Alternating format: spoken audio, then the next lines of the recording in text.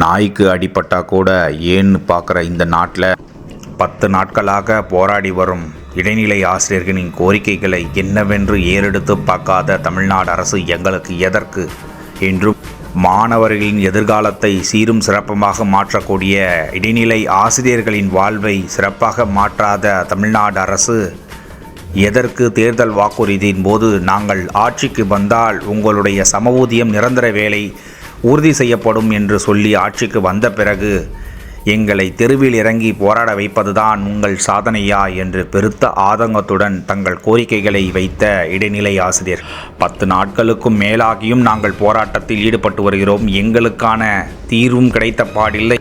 எங்களுடன் பேச்சுவார்த்தை இன்னமும் நடத்தாதது ஏன் என்பதே ஆசிரியர்களின் பெருத்த கேள்வி. இவர்கள் இனியும் தமிழ்நாட்டில் ஆட்சியில் இருக்க வேண்டுமா?